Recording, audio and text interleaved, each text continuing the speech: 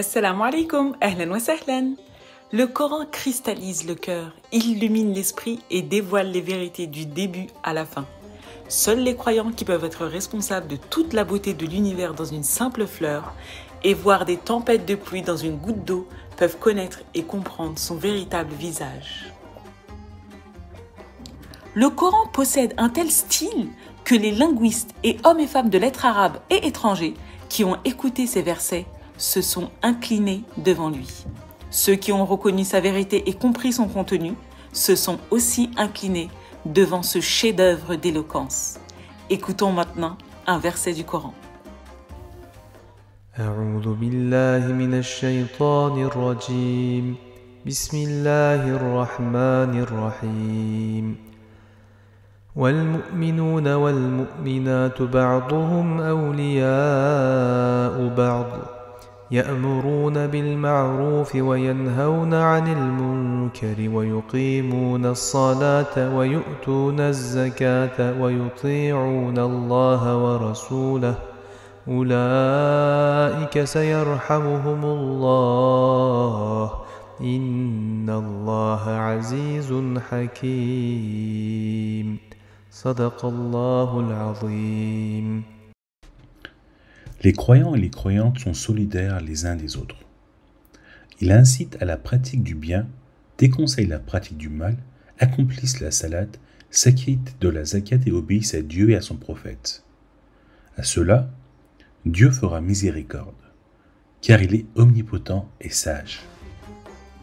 Quand l'humanité se débattait dans la brutalité de l'ignorance et de l'incroyance, le Coran jaillit comme une source radieuse qui inonda le monde de sa lumière.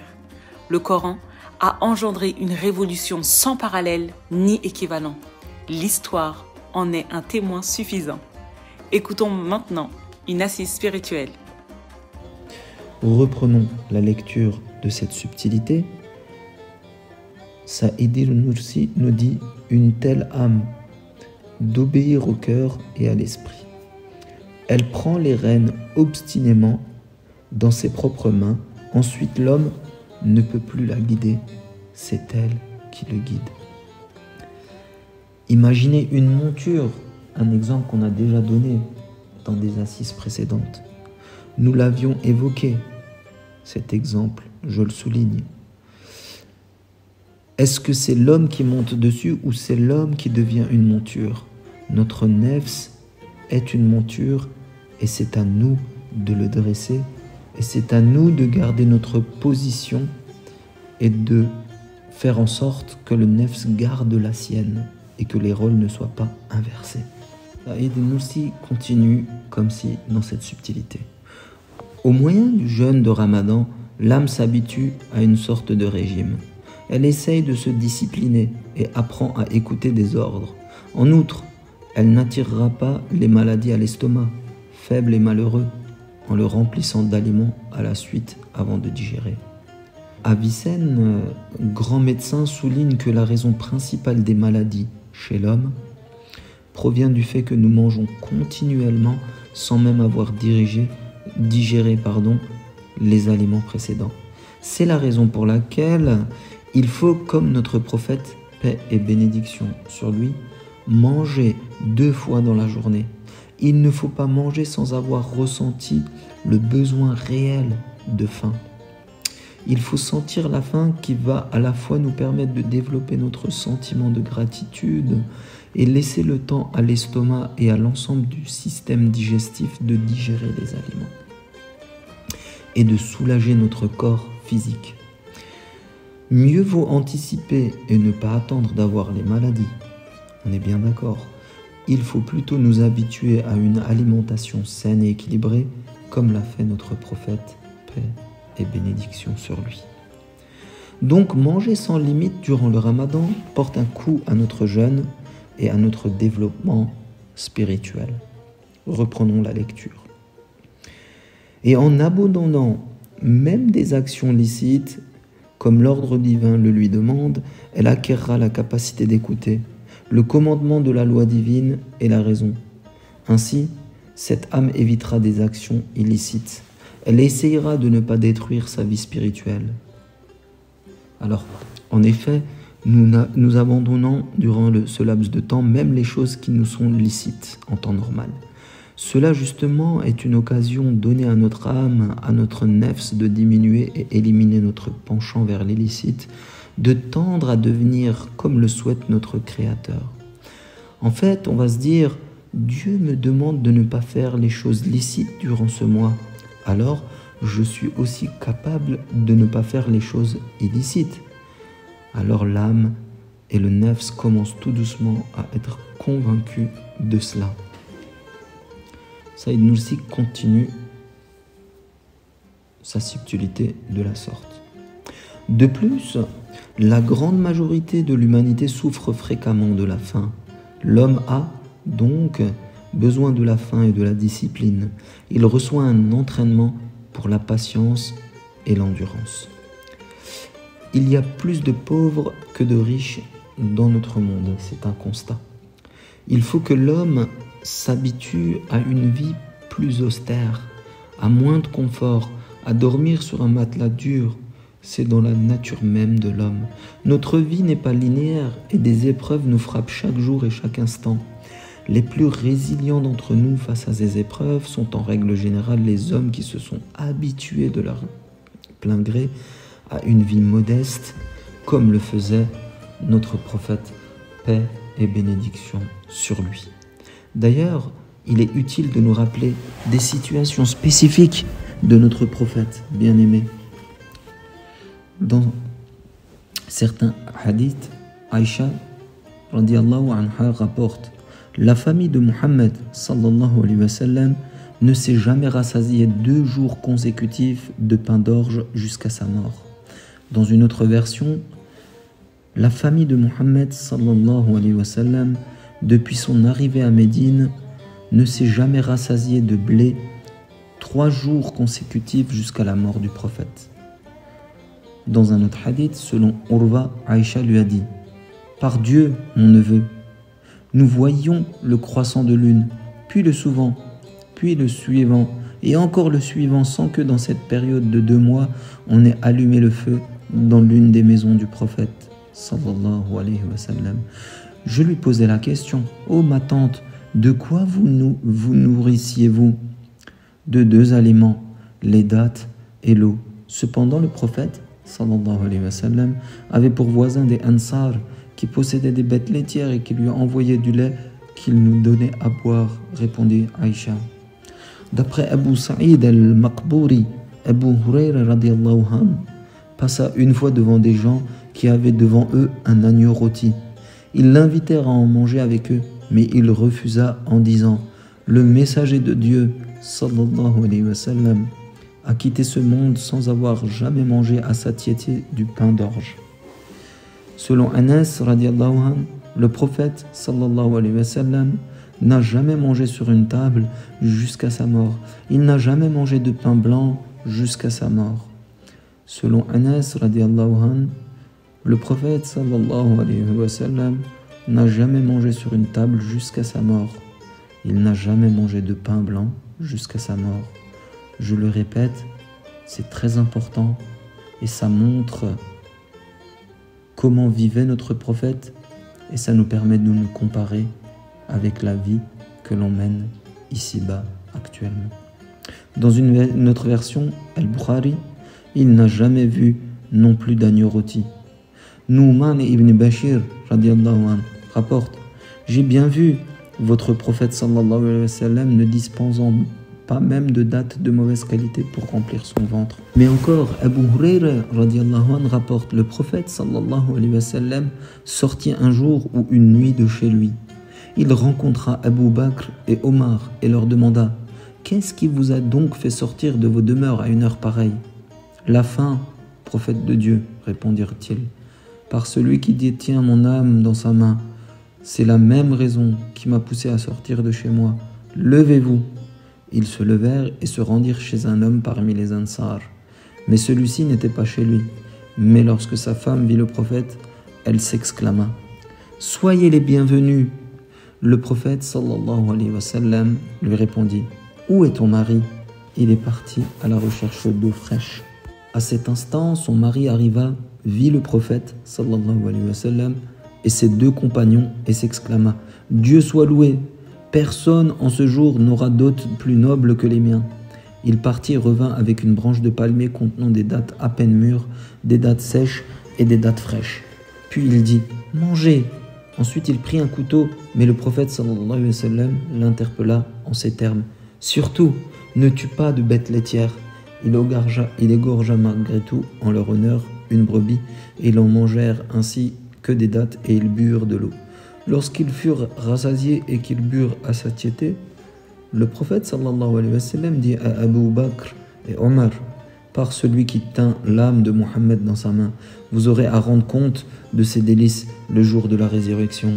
C'est la faim qui vous a fait sortir de chez vous, et vous n'y êtes entré qu'après qu'on vous ait accordé ces délices. Dans une autre hadith, selon Abu Huraira radiallahu anhu, le messager de Dieu a dit: Seigneur Dieu, faites que la subsistance de la famille de Mohammed se limite à leur faim. Aïcha rapporte: le prophète sallallahu alayhi wa sallam est mort laissant derrière lui son armure qui était en gage chez un juif pour 30 sa d'orge. Le sa est une mesure des grains contenant 4 muds, ou mesure équivalente à 8 poignées en moyenne. Enfin, selon Ibn Abbas radiallahu anhu, le messager de Dieu sallallahu alayhi wa sallam passait plusieurs nuits successives le ventre vide. Les membres de sa famille ne trouvaient pas de quoi dîner. La plupart de leur pain était d'orge. En fait, l'envie de manger différents plats dans différents endroits est ancrée dans le nefs de chacun. Mais rappelons-nous du compagnon Omar, le calife, qui pleure face à un verre d'eau fraîche, pensant qu'en buvant cette eau, il avait accepté un surplus de ce monde et qu'il s'était éloigné de la sunna du prophète sallallahu alayhi wa sallam. Voyez-vous leur sensibilité face à ces aspects et leur attachement à la sunna du prophète? Aujourd'hui, malheureusement, nous en sommes très loin. Nous nous plaignons parce que nous avons 5 plats différents mais pas le 6e, parce qu'il manque du poulet sur la table. Nous sommes très loin de ces exemples que nous venons de citer. Faisons l'effort pour nous rapprocher de ce comportement. N'oublions pas que les aliments que nous mangeons sont uniquement l'ombre des aliments qui nous attendent au paradis. Imaginez un aliment que vous aimez. Son ombre se reflète sur un mur et vous léchez ce reflet. Justement, les bienfaits accordés ici-bas sont les ombres des aliments paradisiaques que nous allons manger sans limite et sans fin. Nous sommes non pas pour consommer sans fin, mais pour goûter à ces échantillons ici-bas. D'après Ibn Mas'ud radiallahu anhu, le prophète sallallahu alayhi wa sallam avait l'habitude de dire: Mon Dieu, je te demande de m'accorder la guidance, la piété, la retenue et la richesse de l'âme. Allahumma inni as'aluka al-huda wal-tuqa wal-ghafafa wal-ghina. Amin. Écoutons maintenant Al-Jawshan al-Kabir.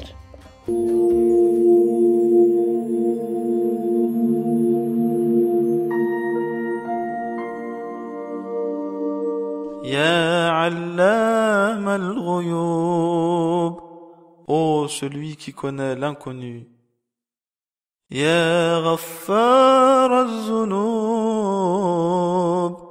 ô celui qui pardonne sans cesse les péchés commis et répétés. Ya sattar al-ghuyub, ô celui qui cache les vices. Ya kashaf al-kurub, ô celui qui dissipe les angoisses. Ya muqallib al-qulub, ô celui qui fait passer les cœurs d'un état à un autre. Ya muzayyin al-qulub, ô celui qui embellit les cœurs. Ya munawwir al-qulub, ô celui qui illumine les cœurs. Ya tabib al-qulub, ô le médecin des cœurs. Ya habib al-qulub, ô le bien-aimé des cœurs. يا أنيس القلوب. Ô mon Seigneur qui rassure les cœurs et est l'ami des cœurs. سبحانك يا لا إله إلا أنت الأمان الأمان خلصنا من النار. Gloire à toi, ô Seigneur, pas d'autre divinité que toi. Nous implorons ton secours, protège-nous de l'enfer.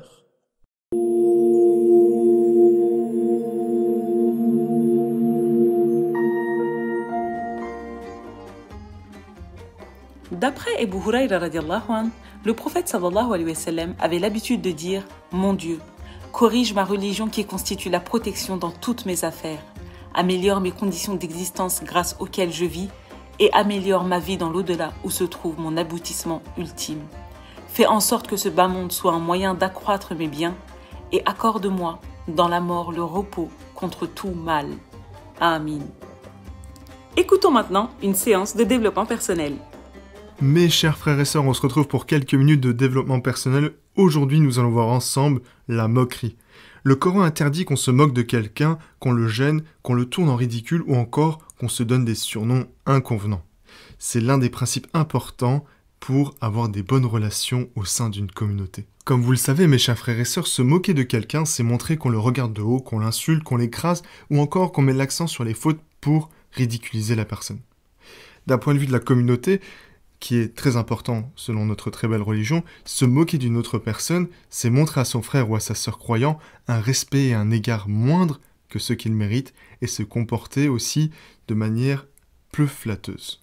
Justement, mes chers frères et sœurs, comme la religion est très importante pour nous et que la notion de communauté également, notre très belle religion doit se vivre et se pratiquer en privé, mais doit également être vécue en tant que communauté. Donc la communauté est très importante.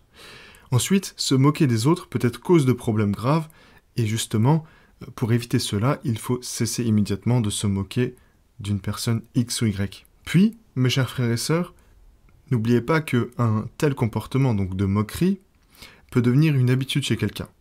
Et donc, cette mauvaise habitude peut se transformer en maladie qui peut toucher toute la communauté, parce qu'en fait, si une personne se moque d'une autre, la personne qui se moque peut avoir des supporters, si on peut appeler ça comme ça, qui vont également rire aux différentes plaisanteries, et donc ça peut vexer la personne qui se fait moquer. Et en quoi cela doit s'arrêter, donc en quoi nous devons ne pas nous moquer de quelqu'un, c'est parce que tout simplement, il se peut qu'aux yeux de Dieu, celui dont on s'est moqué, en réalité, il peut être meilleur que celui qui se moque.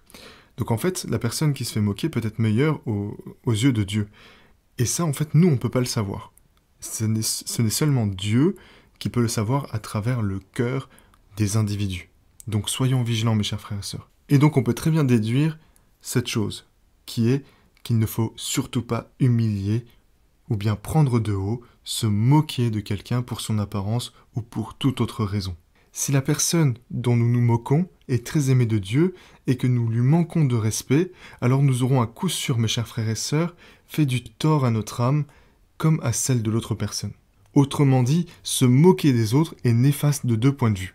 Premièrement, quand un musulman se moque d'un autre croyant, il se moque de lui-même, car nous formons qu'un seul corps, nous, les musulmans, et ensuite, quand quelqu'un fait quelque chose de honteux, c'est avant tout à son propre âme qu'il fait honte. On peut donc paraphraser, mes chers frères et sœurs, l'un des versets concernant la moquerie.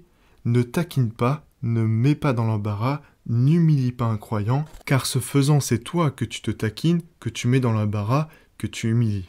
Ou bien, on peut très bien voir la chose de cette façon, quand tu traites quelqu'un d'idiot ou que tu le rabaisses, la conséquence est que tu te fais toi-même d'un idiot ou bien que tu te ternis ton propre nom. Concernant les surnoms, mes chers frères et sœurs, il est totalement interdit de donner des surnoms qui sont rabaissants ou bien qui ont des significations désobligeantes de manière à rabaisser les personnes.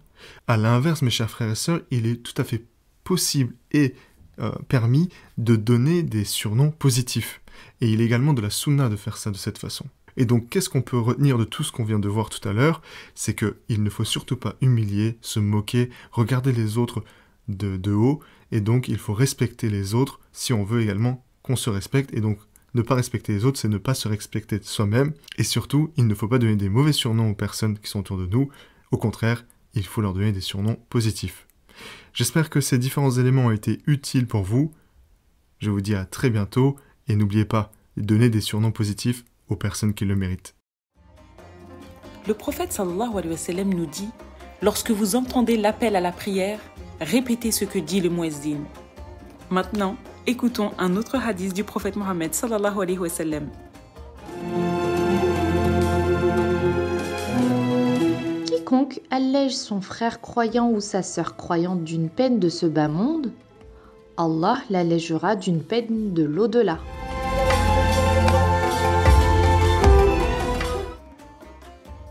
Le prophète sallallahu alayhi wa sallam nous incite à soulager la détresse des croyants. Il n'y a aucun doute qu'il s'agit d'une très bonne action aux yeux d'Allah le Très-Haut et qu'elle est très appréciée des gens. La vie est pleine d'épreuves et de difficultés et nous sommes destinés à faire face à toutes sortes de souffrances et de chagrins.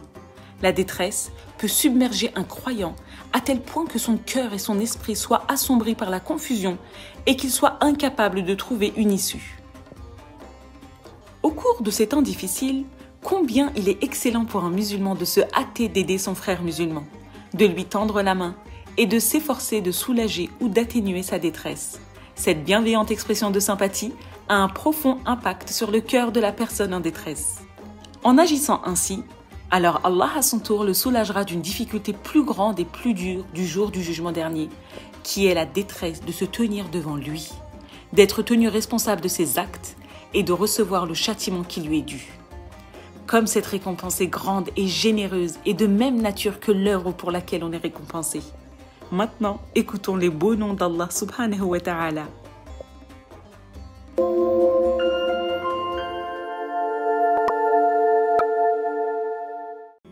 يا جميل يا الله يا قريب يا الله يا مجيب يا الله يا حبيب يا الله يا رؤوف يا الله يا عطوف يا الله يا معروف يا الله يا لطيف يا الله يا عظيم يا الله يا حنان يا الله يا منان يا الله يا ديان يا الله يا سبحان يا الله يا أمان يا الله يا برهان يا الله يا سلطان يا الله يا مستعان يا الله يا محسن يا الله يا متعالي يا الله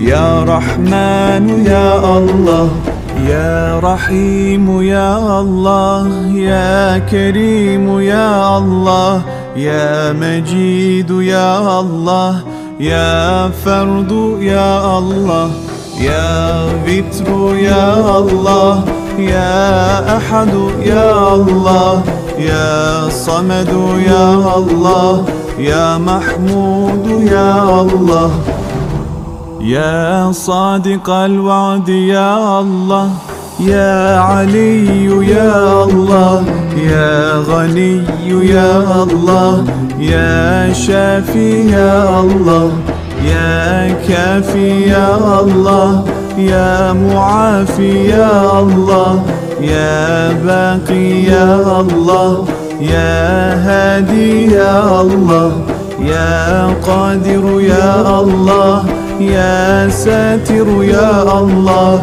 يا قهار يا الله يا جبار يا الله يا غفار يا الله يا فتاح يا الله.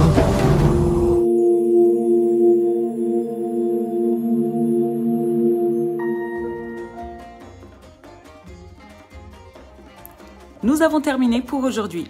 N'oubliez pas de liker, de commenter et de partager cette émission avec vos amis. Je vous souhaite dès maintenant un bon ftour et à demain.